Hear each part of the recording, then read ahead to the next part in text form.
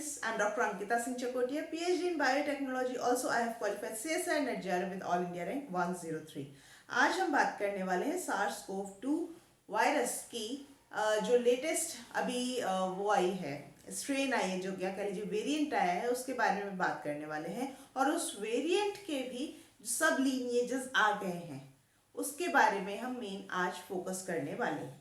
तो अगर शुरुआत करें वुहान स्ट्रेन, जहाँ से कि ये सफ़र शुरू हुआ था, चाइना वुहान स्ट्रेन से लेकर अब तक बहुत सारे जेनेटिक चेंजेस आ चुके हैं SARS-CoV-2 वायरस में।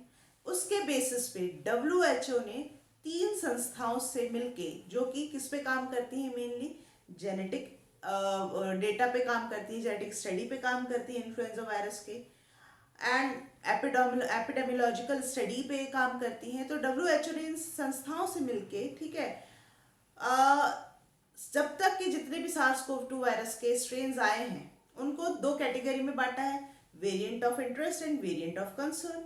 वेरिएंट ऑफ कंसर्न वो होते हैं जो कि कम समय में एक बहुत अच्छी खासी पॉपुलेशन को अफेक्ट करें, ठीक है, डिजीज कॉज करें। साथ ही साथ ये जितने भी अब तक के मेडिकेशन हैं, चाहे वो वैक्सीन के फॉर्म में हो, चाहे वो in the form of drugs हों या मोनोक्लोनल एंटीबॉडी वगैरह हों, तो उस सब के लिए अगर ये मतलब कि रेजिस्टेंट डेवलप कर लें या उनका प्रभाव ना होने दो, तो ये वेरिएंट ऑफ कंसर्न में आ जाते हैं, ठीक है। सो वेरिएंट ऑफ कंसर्न में WHO ने किन किन स्ट्रेन को डाला? अल्फा, जो कि यूके में रिपोर्ट हुई सबसे पहले, बीटा जो कि साउथ अफ्रीका में, गामा ब्राजील में हुई थी, डेल्टा इंडिया में हुई थी, एंड ओमिक्रॉन अफ्रीकन कंट्रीज में हुई थी नवंबर 2021 में। अफ्रीकन कंट्रीज में भी साउथ अफ्रीका, बोत्सवाना, ये मेन कंट्री थी, ठीक है। तो this one is the latest one, and November से अब तक ओमिक्रॉन खुद अकेले में भी, जो कि खुद एक वेरिएंट है अपने प्रीवियस का, उसमें भी कुछ तब्दीलियां देखी गई हैं। दैट्स वाई इसके फर्दर कैटेगराइजेशन हुए 3 टाइप से, BA.1, BA.2, BA.3। BA.1 को B.1.1.529 भी कहते हैं, B.1.1.529 भी कहते हैं, ठीक है। तो ये 3 कैटेगराइजेशन देखा गया है। BA.3 is not that much dreadful या लाइफ थ्रेटनिंग नहीं है, इसलिए इतना ज़्यादा इस पर फोकस नहीं, इतनी स्टडी इतना मतलब कि नहीं हो रही है। मेजर जो कोहराम मचाया हुआ है ना, BA.1, BA.2 ने मचाया हुआ है। इनफैक्ट अभी कुछ एक हफ्तों में ही BA.2 ने nearly 74 countries around the world plus 47 states of US में इन्फेक्शन कर दिया है लोगों में, पॉपुलेशन में, ठीक है। सो अब अगर बात करें कंपैरिजन, ये बेसिकली आज का लेक्चर कंपैरिजन पे बेस्ड है, ठीक है।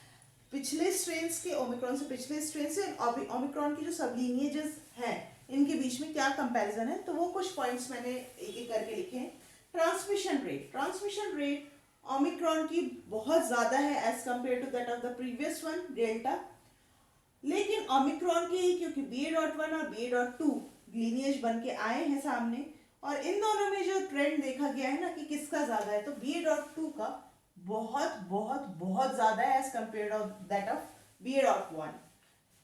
एस्केप फ्रॉम वैक्सीनेशन इम्यूनिटी या फिर इन्फेक्शन इम्यूनिटी से ओमिक्रॉन दोनों ही से कर रहा है कि अगर किसी ने वैक्सीन जैब लिया है तो उससे भी जो एंटीबॉडी डेवलप होती हैं, या फिर नेचुरल इन्फेक्शन से ऑलरेडी डेल्टा से या किसी और स्ट्रेन से हो चुका है, तो उस वाले इम्यूनिटी का भी ना ओमिक्रॉन पे विशेष कुछ असर नहीं हो रहा है। इन्फेक्शन हो रहा है, ठीक है, कोविड हो रहा है, लेकिन दोनों ही इम्यून है, स्वाभाविक है, ओमिक्रॉन के हैं तो दोनों ही इम्यून होंगे। But which one is more, दो ऐसा कुछ नहीं है, they both are showing a same kind of pattern against the vaccination immunity or a prior infection immunity. Treatment with monoclonal antibody, देखिए मोनोक्लोनल एंटीबॉडी मेनली वही plasma therapy है, जो कि बहुत पहले एक हिट एंड ट्रायल के मेथड के बेसिस पे स्टार्टिंग में यूज हो रही थी, फिर बीच में इसको बंद करा दिया गया था ना अगेन एफडीए ने कह दिया है कि नहीं नहीं मोनोक्लोनल एंटीबॉडी आप स्टार्ट कर दीजिए, ठीक है ना। तो बट उस केस में जब पेशेंट की सिवियरिटी मतलब कि हॉस्पिटलाइज हो और बहुत ज़्यादा सीवियर हो जाए कंडीशन, ठीक है, उस केस में आप प्लाज्मा थेरेपी दे सकते हैं, मोनोक्लोनल एंटीबॉडी उसको दे दीजिए। तो BA.1 के लिए तो ये कारगर सिद्ध हो रहा है, बट BA.2 के लिए ना it is not worthy because that means BA.2 is completely resistant हो चुका है, कंप्लीटली रेजिस्टेंट है फॉर मोनोक्लोनल एंटीबॉडी ट्रीटमेंट, ठीक है। एक ये बहुत ही बड़ा मिसफॉर्चून है।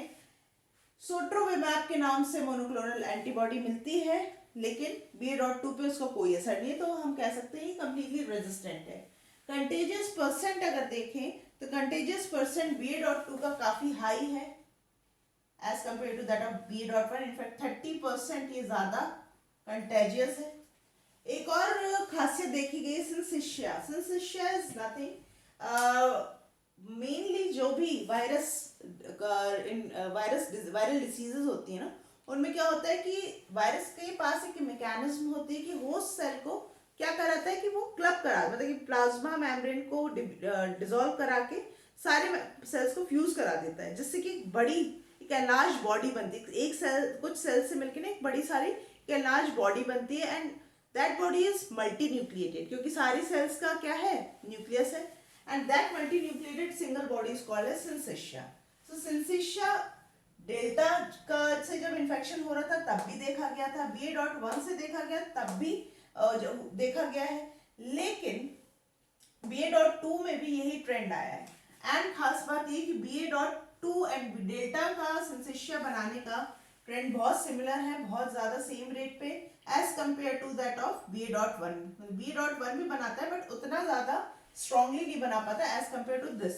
अब सिंसिशिया का पैथोलॉजिकल रोल क्या है, देखिए वायरस क्या करता है होस्ट सेल में जाके अपनी बॉडी अपने आप को रेप्लिकेट कराता है जल्दी होस्ट मैकेनिज्म होस्ट की मशीनरी को यूज करके, ठीक है। ऐसे में क्या करता है ये कि जितना ज्यादा, क्योंकि एक से जितना जल्दी एक सेल में रेप्लिकेट करता है ना, वो सेल को फर्दर रप्चर करके किल हो जाती है वो cell because of some other metabolism like आपका एपोप्टोसिस या किसी और वजह से, और बाद में वो रिलीज कर जाता है दूसरे सेल को, लाइव सेल को इन्फेक्ट करने के लिए। बट सिंसिशिया अगर बना लेता है तो एक उसको लिविंग एनवायरनमेंट हमेशा मिला रहता है, उसको ये जद्दोजहद नहीं करनी पड़ती कि इस सेल में अपने नंबर बढ़ा के फिर दूसरे सेल को, तो वो एक तरह से ना always surrounded by some living and fruitful environment, जो कि उसको कंटिन्यूस सप्लाई के लिए बहुत इंपॉर्टेंट है। तो एक तरह से syncytia work as a factory for the release of these viral particle. दूसरा काम क्या करता है सिंसिशिया एंगल्फ भी करता है दूसरे हेल्दी सेल को, specially in case of COVID के केस में जो लिम्फोसाइट्स है, it engulfs the lymphocyte, that's why a COVID patient suffer with the lymphopenia also. Lymphocytes की कमी हो जाती है, लिम्फोसाइट्स क्या है, इम्यून सेल्स है, ठीक है। तो सिंसिशिया की ये दो रोल है, and these are the some important points of comparison among these strains of SARS-CoV-2। और अब तक हमने ट्रैक किया कि क्या क्या ट्रेंड देखा गया है इन इम्पोर्टेंट पॉइंट्स के चलते, ठीक है। क्वेश्चन जो आ सकता है एग्जाम में वो आ सकता है कि ट्रांसमिशन रेट ओमिक्रॉन अब तक की सबसे ज्यादा किसका देखा गया है, ठीक है। अफ्रीकन कंट्री से ओरिजिनेटेड एक तो बीटा है और ओमिक्रॉन है, और भी ओमिक्रॉन के सब लीनिएजेस में सबसे ज्यादा थ्रेटनिंग, लाइफ थ्रेटनिंग या ड्रेडफुल BA.2 है, ठीक है। ये सब कुछ क्वेश्चंस बन के आ सकते हैं, सिंसिशिया बन के से पे क्वेश्चन आ सकता है, और एक मोनोक्लोनल एंटीबॉडी भी एक इम्पॉर्टेंट इसमें इस लेक्चर से रिलेटेड पॉइंट है कि भाई मोनोक्लोनल एंटीबॉडी क्या होते हैं, मोनोक्लोनल एंटीबॉडी क्या होते हैं। अगर आप लोगों को ये जानना है तो please let me know in the chat box, एक अलग से इस पे भी लेक्चर हम बनाते हैं, ठीक है। मिलते हैं आगे के लेक्चर्स के साथ में, till then stay safe and stay blessed, bye bye.